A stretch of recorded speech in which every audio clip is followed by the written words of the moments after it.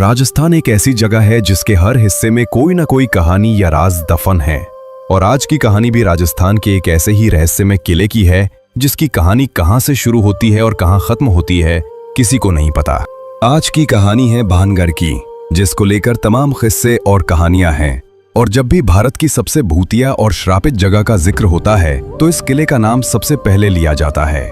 दिल्ली से लगभग 235 किलोमीटर दूर राजस्थान के अलवर जिले में तीन तरफ से अरावली की पहाड़ियों के बीच में एक किला बना हुआ है जिसका नाम है भानगढ़। भानगढ़ के किले को साल 1573 में आमेर के राजा भगवंत दास ने अपने छोटे बेटे माधव सिंह के लिए बनवाया था। जब ये किला बनकर तैयार हुआ तो ये बहुत ही आबाद और खुशहाल हुआ करता था और उस वक्त भानगढ़ में 9000 से भी ज्यादा लोग रहते थे। मगर फिर अचानक ऐसा क्या हुआ कि एक हंसता खेलता शहर खंडहर में बदल गया और आज लोगों के बीच भानगढ़ के लिए इतना खौफ है कि लोग वहां दिन में भी जाने से कतराते हैं। बकायदा भारतीय पुरातत्व विभाग, जो कि इसके रखरखाव का काम करती है, भारतीय पुरातत्व विभाग एक बोर्ड पर यह साफ लिखवाया है कि सूरज निकलने से पहले और सूरज डूबने के बाद किसी भी इंसान का इस किले में जाना सख्त मना है। यानी कि आप दिन के उजाले में भानगढ़ के किले में जा सकते हैं, पर अंधेरा होने से पहले ही आपको वहां से बाहर आना होगा। इस किले के खंडहर भूतिया होने के पीछे की वजह वैसे तो आज भी किसी को साफ साफ नहीं पता, मगर इसके बारे में कई कहानियां प्रचलित हैं। उन कहानियों में दो ऐसी कहानी हैं जिन पर लोग सबसे ज्यादा भरोसा करते हैं और सुनते सुनाते हैं। इनमें से पहली कहानी गुरु बालूनाथ से जुड़ी हुई है। कहते हैं कि जब आमेर के राजा भगवंत दास भानगढ़ के किले को बनवा रहे थे तो वहीं कुछ दूरी पर गुरु बालूनाथ नामक एक तपस्वी रहते थे। जब उन्हें पता चला कि आमेर के राजा यहाँ पर एक भव्य किला बनवा रहे हैं तो उन्होंने राजा भगवंत दास के पास एक पैगाम भिजवाया और उन्हें अपने पास बुलवाया। जब राजा भगवंत दास गुरु बालूनाथ के पास पहुंचे तो उन्होंने राजा से कहा, आप इस किले को बनवा रहे हैं, उससे मुझे कोई आपत्ति नहीं है, मगर एक बात का ध्यान रखना कि इस किले की ऊंचाई इतनी मत कर देना कि उसकी परछाई दिन के किसी भी वक्त जहां मैं तपस्या करता हूं वहां तक पहुंचे और मुझे छुए। उन दिनों जितने भी साधु संत और महात्मा हुआ करते थे सभी बहुत सिद्ध हुआ करते थे और सभी का बहुत आदर किया जाता था। उनकी कही किसी भी बात को हल्के में नहीं लिया जाता था। इसलिए राजा भगवंत दास ने गुरु बालूनाथ की बात को सुनने के बाद ठीक वैसा ही किया और भानगढ़ किले के किसी भी भाग की ऊंचाई इतनी नहीं रखवाई कि उसकी परछाई गुरु बालूनाथ तक पहुंच सके। गुरु बालूनाथ के इस बात का ख्याल अगली 2 पीढ़ियों तक रखा गया, मगर कहते हैं कि जब तीसरी पीढ़ी ने भानगढ़ की गद्दी संभाली तो उन्होंने इस बात को नजरअंदाज कर दिया और गुरु बालूनाथ की दी हुई चेतावनी को अनसुना कर दिया। इसके बाद उन्होंने भानगढ़ के किले को और ऊंचा करवा दिया, जिसकी वजह से उस किले की परछाई गुरु बालूनाथ तक पहुंच गई। जब भानगढ़ किले की परछाई ने गुरु बालूनाथ को छुआ तो उन्हें बहुत गुस्सा आया और उसी वक्त उन्होंने भानगढ़ को श्राप दिया कि भानगढ़ तबाह हो जाएगा।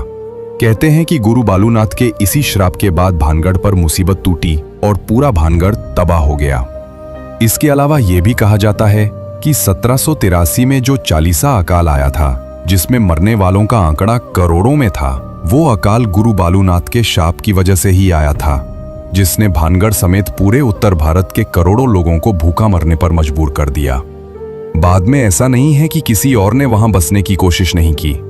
कई लोगों ने भानगढ़ में बसना चाहा और कई लोगों ने वहां नए मकान बनाने की कोशिश भी की, मगर कहते हैं कि जो भी वहां मकान बनाता है उसकी छत कभी नहीं टिकती और हमेशा गिर जाती है। लोगों का मानना है कि ये सब शापित होने की वजह से ही होता है। अब दूसरी कहानी जिस पर लोग सबसे ज्यादा विश्वास करते हैं वो कहानी एक राजकुमारी से जुड़ी है। कहते हैं कि एक वक्त जब भानगढ़ बहुत ही आबाद और खुशहाल हुआ करता था तब इस किले के महल में एक राजकुमारी रहती थी जिनका नाम था रत्नावती। राजकुमारी रत्नावती बेहद ही खूबसूरत थीं और उनकी सुंदरता के चर्चे दूर दूर तक फैले हुए थे। आए दिन बड़े बड़े राजाओं की शादी के न्योते आते रहते थे, मगर इन राज्यों के अलावा एक और शख्स जो राजकुमारी रत्नावती का दीवाना था उसका नाम था सिंधिया। सिंधिया एक तांत्रिक था और जब से उसने राजकुमारी रत्नावती को देखा तभी से वो उसके ऊपर बुरी तरह फिदा हो गया था।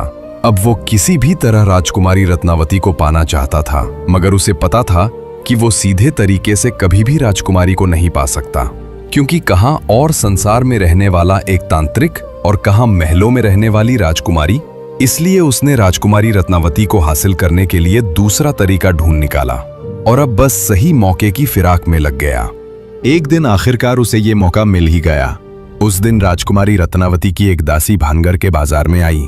दरअसल वो राजकुमारी के लिए बालों में लगाने वाला तेल खरीदने आई थी। तांत्रिक सिंधिया किसी ऐसे ही मौके की तलाश में था।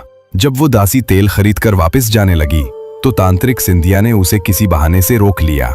क्योंकि वो तंत्र मंत्र में माहिर था, उसने दासी द्वारा लाई गई तेल की बोतल पर चुपके से काला जादू कर दिया। जब दासी राजकुमारी रत्नावती के पास पहुंची और तेल दिया तो राजकुमारी को कुछ शक हुआ। रत्नावती बहुत ही समझदार थी, इसलिए तेल को देखकर उन्हें पता चल गया कि इस पर किसी ने तंत्र मंत्र का इस्तेमाल किया है। जब राजकुमारी ने अपनी दासी से पूछा तो दासी ने तांत्रिक सिंधिया के बारे में बताया। सिंधिया का नाम सुनते ही राजकुमारी को पूरा माजरा समझ में आ गया और उन्होंने वो तेल की बोतल एक पत्थर पर दे मारी। इस वजह से तेल और उसका सारा जादू उस पत्थर में समा गया। अब वो पत्थर खुद ब खुद लुढ़क कर तांत्रिक सिंधिया की तरफ बढ़ने लगा। तांत्रिक ने देखा कि एक बड़ा पत्थर तेजी से उसकी तरफ बढ़ रहा है तो उसे सारी बात समझने में देर नहीं लगी। मगर इससे पहले कि वो कुछ करता, पत्थर उसकी छाती पर चढ़ गया। चूंकि वो पत्थर बहुत बड़ा था, अब तांत्रिक का जिंदा बच पाना नामुमकिन था। मरते मरते उसने एक श्राप दिया और कहा कि कुंवारी रत्नावती सहित भानगढ़ के सभी लोग मारे जाएंगे और उनकी आत्माएं ताउम्र भानगढ़ के किले में भटकती रहेंगी।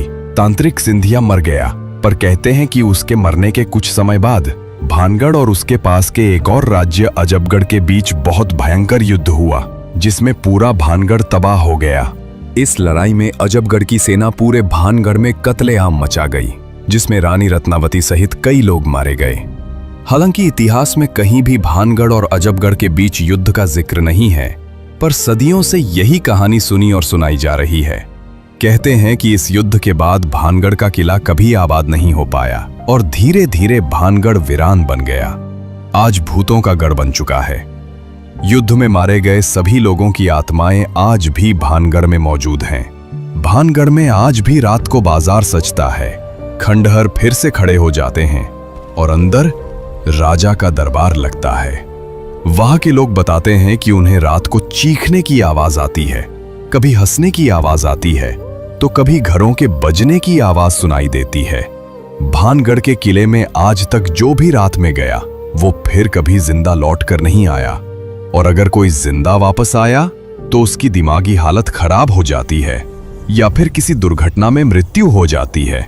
इसके अलावा कहा जाता है कि भानगढ़ और अजबगढ़ के बीच युद्ध के समय बहुत सारा खजाना भानगढ़ के किले में छिपाया गया था। बाद में उसे निकालने के लिए फैलाई गई अफवाह थी कि भानगढ़ में आत्माओं का वास है। चूंकि भानगढ़ और अजबगढ़ के बीच हुए युद्ध का कोई ऐतिहासिक प्रमाण नहीं है, इसलिए खजाने की सच्चाई पर शक किया जाता है। हर किले का शुरू से लेकर अंत तक अपना इतिहास होता है। भानगढ़ का किला कैसे और किसने बनवाया इसका इतिहास है, मगर ये तबाह कैसे हुआ इसका इतिहास में कोई जिक्र नहीं है। यही चीज भानगढ़ के किले को और रहस्यमयी बनाती है। दिन में भानगढ़ घूमने गए कई लोग बताते हैं कि उन्हें ऐसा लगता है जैसे उनका कोई पीछा कर रहा हो या कोई अदृश्य शक्ति मौजूद हो। भानगढ़ की नृत्यों की हवेली में घरों के बजने की आवाज आती है या किसी को ऐसा लगता है जैसे कोई उनका गला घोंट रहा हो। इन खबरों के बाद कई बड़े न्यूज चैनल और पैरानॉर्मल सोसाइटी ऑफ इंडिया की टीम रात में जाकर भानगढ़ की पड़ताल कर चुके हैं। उन्होंने अपने साथ भूतों या आत्माओं की मौजूदगी बताने वाले डिवाइस भी लिए। पड़ताल में उन्हें कुछ प्रमाण मिले, मगर वहां किसी आत्मा का वास है या नहीं इसका कोई ठोस सबूत नहीं मिला। ना ही उन्होंने सजे हुए बाजार या राजा का दरबार देखा। लोग भानगढ़ के बारे में जो कुछ भी सुनते या पढ़ते हैं उसी की वजह से वहां कोई अदृश्य शक्ति मौजूद होने का भ्रम होता है।